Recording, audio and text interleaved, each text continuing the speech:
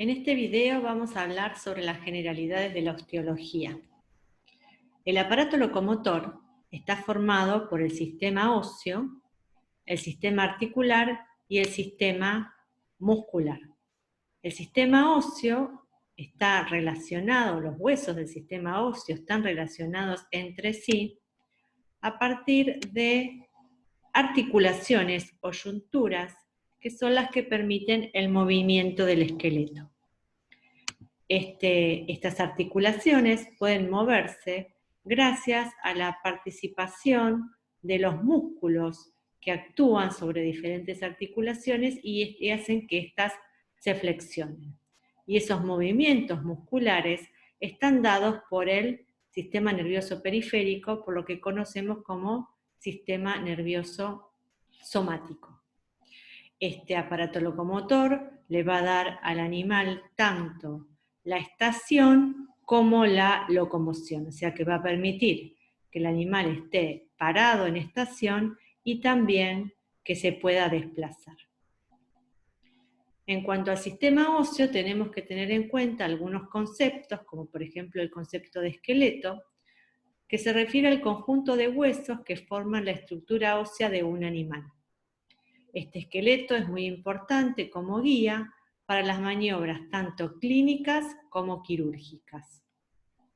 Y su conocimiento, por supuesto, es imprescindible para la interpretación de radiografías. El esqueleto, para su estudio, se divide en un esqueleto axial, que está representado por la cabeza, la columna vertebral, el tórax y la pelvis ósea. Lo podemos observar en una vista lateral y desde una vista ventral. También está el esqueleto apendicular, que corresponde a los huesos que forman tanto el miembro torácico como el miembro pelviano. Y dentro del esqueleto de la cabeza, que lo describimos por separado, vemos a la calavera conformada por diferentes huesos y también al hueso de la mandíbula, que en esta fotografía está ausente.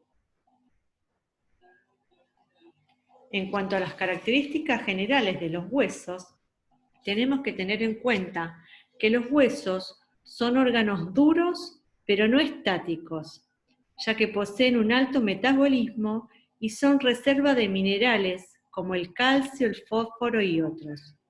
Estos órganos tienen una rica irrigación, inervación y tienen drenaje linfático.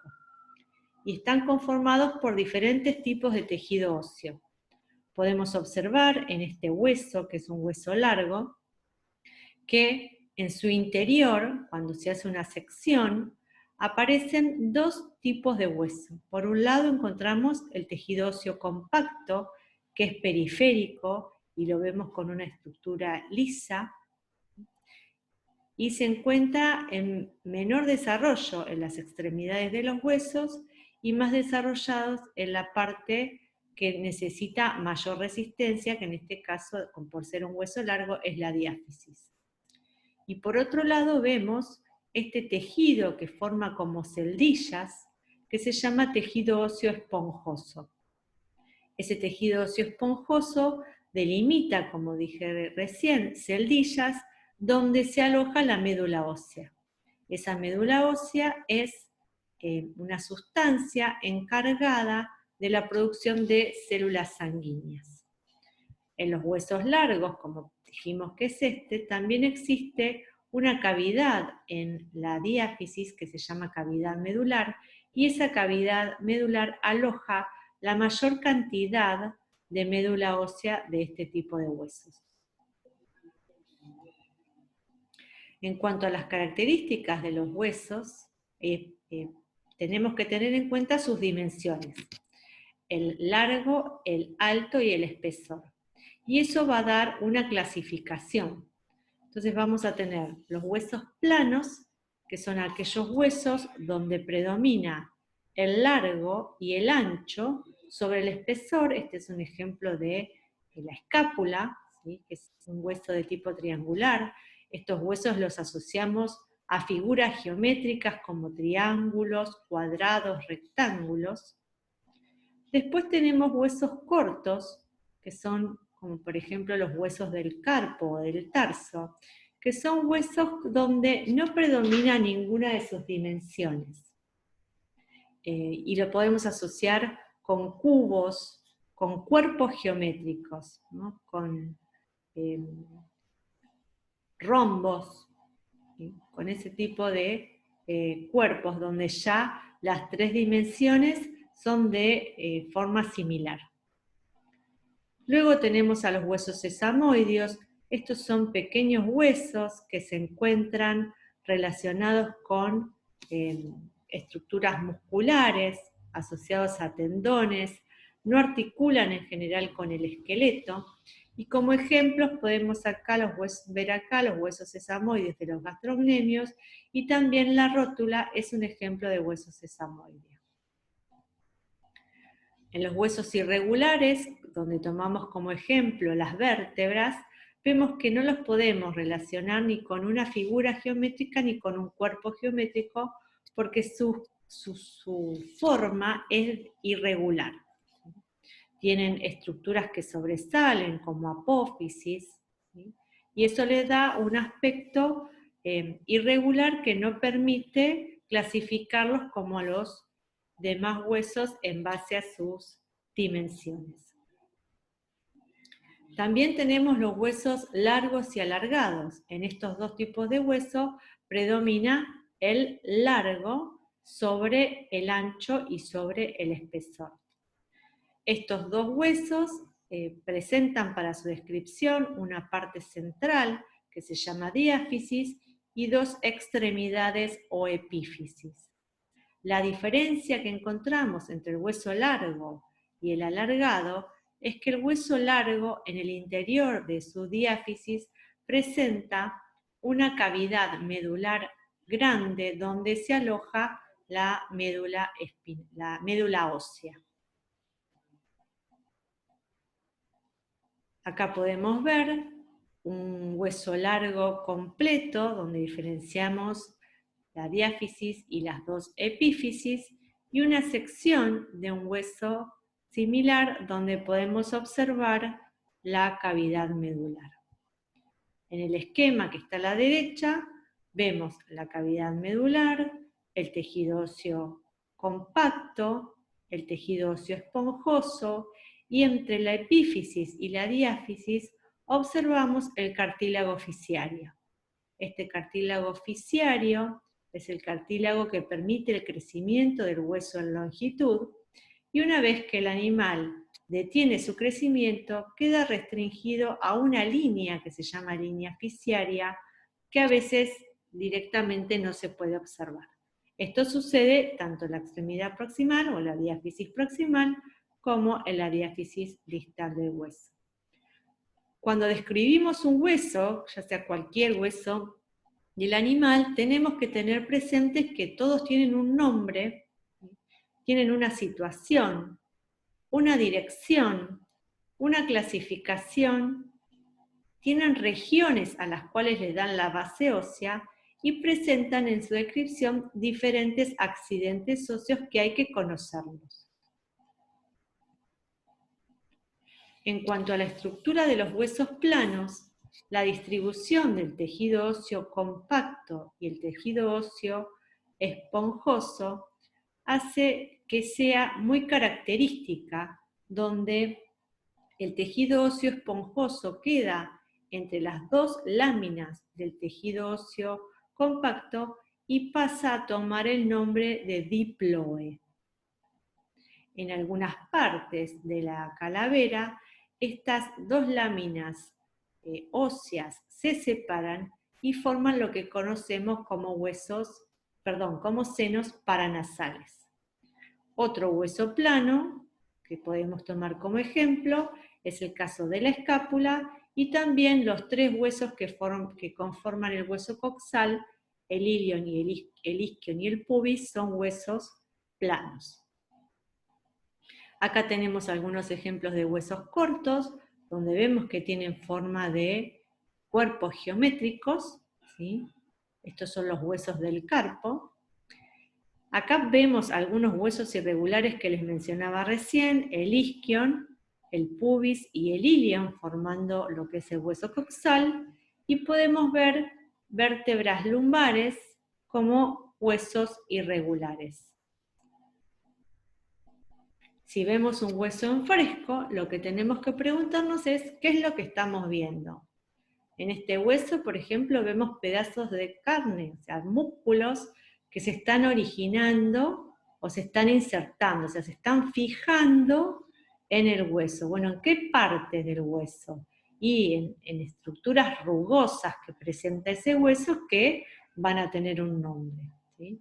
Tenemos la diáfisis, tenemos las epífisis, y en esta epífisis yo veo algo que sobresale, ¿no? Es una eminencia, está sobresaliendo. Y aparte veo que está recubierta por un cartílago muy particular, que es el cartílago hialino, que recubre las superficies articulares, con lo cual yo me puedo estar dando cuenta que esto es una eminencia articular por su aspecto. También veo algunas eminencias bien sobresalientes, donde están terminando algunos tendones, entonces puedo decir que esta es una eminencia no articular. Con respecto a los cortes que hacemos en los huesos, podemos hacer cortes transversales, como los que tenemos acá a la altura de la diáfisis, y vamos a ver el predominio del tejido óseo compacto y la cavidad medular con la médula ósea. Acá podemos observar diferentes tipos de superficies articulares.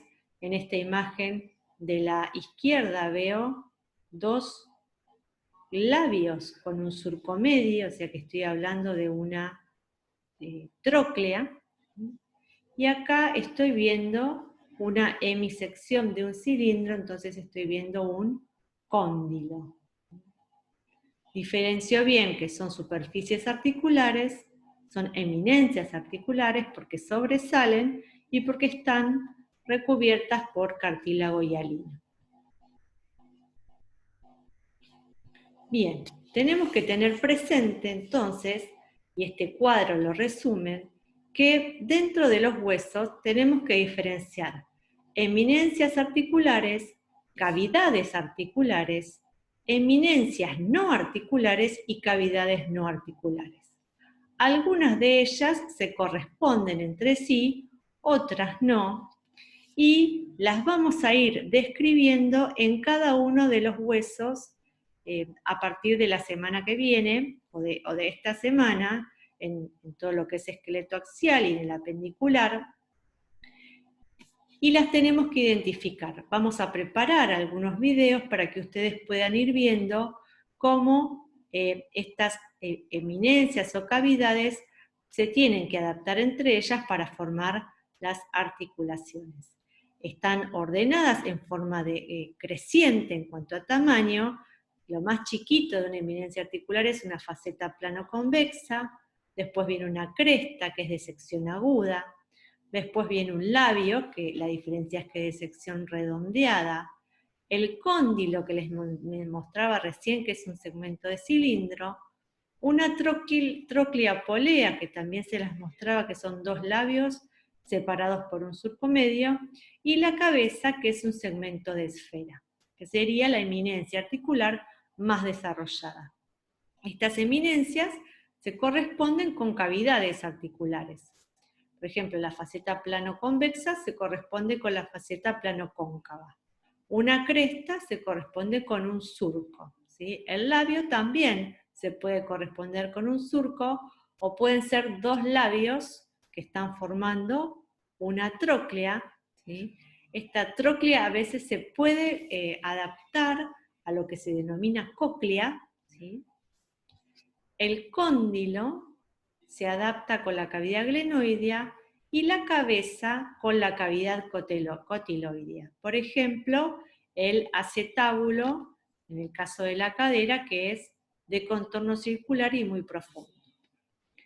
En cuanto a las eminencias no articulares y las cavidades no articulares, estas sirven para la fijación de músculos o tendones. O sea, no intervienen conformando parte de articulaciones.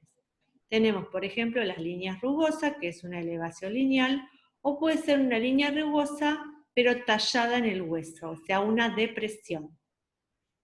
Están las rugosidades, ¿sí?, que sobresalen, y lo opuesto son los surcos. El mamelón es una elevación en forma de pezón, ¿sí?, y se contrapone a lo que es la fosita o la eufobia, con rugosidades en la superficie. Después encontramos apófisis o procesos, que son elevaciones de distinta forma y tamaño. Estas apófisis están principalmente presentes en las vértebras. También está la fosa, que es una depresión más grande y rugosa. ¿Sí? Cuando hablamos de fositas, algo pequeño, fosa es una depresión más profunda. La tuberosidad o tubérculo tiene forma de protuberancia, y el trocánter es una elevación de mayor tamaño y se encuentra en el hueso fémur. Luego podemos encontrar forámenes u orificios, son agujeros de pasajes de diferente tamaño, ¿sí? Esos orificios o forámenes, por ejemplo, todos los huesos tienen un foramen, que es el foramen nutricio, por donde va a entrar la arteria que irriga al hueso en particular, y sale la vena. Si hablamos de foraminas, estamos hablando de una depresión en un área específica donde se encuentran numerosos orificios. Y también estas foraminas están muchas veces ubicadas en las epífisis de los huesos y están relacionadas con la irrigación de ese sector del hueso en particular. La criba es similar a la foramina, pero con un aspecto de colador, ¿sí? Y es particular de un hueso que es el hueso etmoides. Y el hiato se considera así a la región donde se ubica más de un foramen grande. O sea, es un conjunto de orificios grandes. No es un conjunto de orificios pequeños, porque si no hablaríamos de foramina. Cuando esos orificios son grandes, y esto está asociado a la cabeza, a la calavera, hablamos de hiato.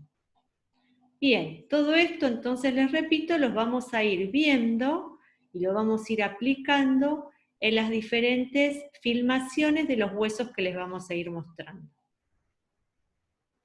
Muchas gracias.